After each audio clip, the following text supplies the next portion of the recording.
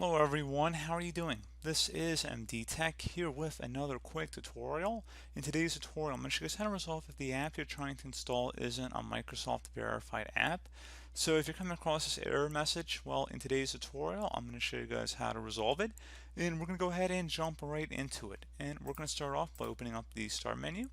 Select the setting gear icon on the left side where you hover over it. It says Settings, so go ahead and left click on that.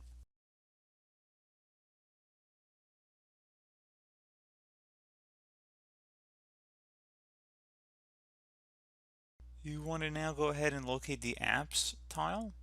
Go ahead and select that.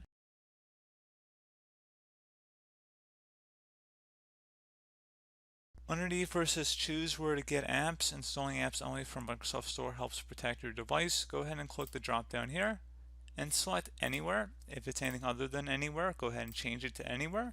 And once you're done with that, you can just close out of here, restart your computer, and that should be about it.